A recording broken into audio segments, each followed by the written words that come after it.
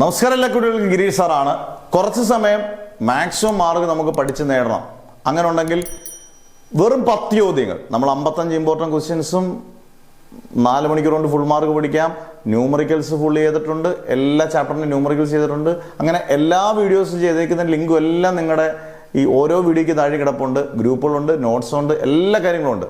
അന്നേരം വെറും 10 ചോദ്യങ്ങൾ പഠിച്ചാൽ 30 മാർക്ക്. അന്നേരം ഈ 10 ചോദ്യങ്ങൾ ഏറ്റവും കൂടുതൽ തവണ ചോദിക്കുന്ന ചോദ്യങ്ങളാണ്. അതായത് ആവർത്തിച്ച് ചോദിച്ച ചോദ്യങ്ങളാണ്.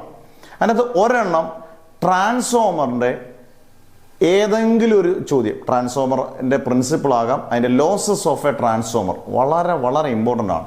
പിന്നെ പലരും ശ്രദ്ധിക്കാത്തൊരു ചോദ്യമാണ് മെത്തേഡ്സ് ഓഫ് ഇലക്ട്രോൺ എമിഷൻ.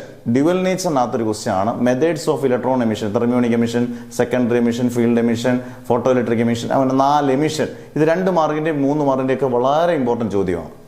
മൂന്നാമത്തത് റിഫ്രാക്ഷൻ ത്രൂ എ പ്രിസം. അത് 4 മാർക്കിനും 3 മാർക്കിനും 5 മാർക്കിനും ചോദിക്കാവുന്ന എസ്സെയാണ് refraction through a prism. 4 Wheatstone bridge ആണ്. കറണ്ട് ഇലക്ട്രിസിറ്റിക്കകത്തെ ഏറ്റവും ഇമ്പോർട്ടൻറ്റ് ക്വസ്റ്റ്യൻ ആണ്. കിർച്ചോഫ് ലോയുടെ മെഷ് റൂൾ വെച്ച് ചെയ്യുന്ന P/Q = R/S എന്ന് വരുന്നതാണ്.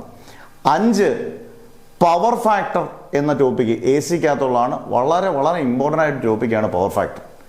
6 ആരും ശ്രദ്ധിക്കുന്നില്ല, AC ജനറേറ്ററിൻ്റെ വർക്കിങ്ങും പ്രിൻസിപ്പിളും. പല ആംഗിളിൽ ഇങ്ങനെ പോകുന്നത്, അതായത് 0, 90, 180, 360, 180, 270, 360 ഈ 6 ആംഗിൾ ഇങ്ങനെ കിടന്ന് കറങ്ങുന്ന, അത് വളരെ ഇമ്പോർട്ടൻ്റ് ആണ് AC ജനറേറ്റർ വർക്കിംഗ് പ്രിൻസിപ്പിൾ.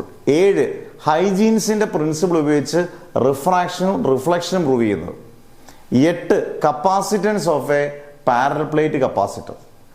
9 നമ്മുടെ റെക്ടിഫയർ, ഹാഫ് വേ റെക്ടിഫയർ ഉണ്ട്, ഫുൾ വേ റെക്ടിഫയർ ഉണ്ട്. അത് നന്നായിട്ട് പഠിച്ചുകൊണ്ട് പോവുക.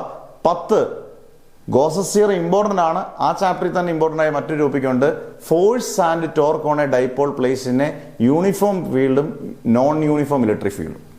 ഈ 10 ചോദ്യങ്ങൾ നിങ്ങൾ പഠിച്ചാൽ ഒരു 30 മാർക്ക് ഒക്കെ ഏകദേശം നമുക്ക് സ്വന്തമാക്കാം. 25 മുതൽ 30 മാർക്ക് വരെ ഉറപ്പിക്കാം. Never ever give up.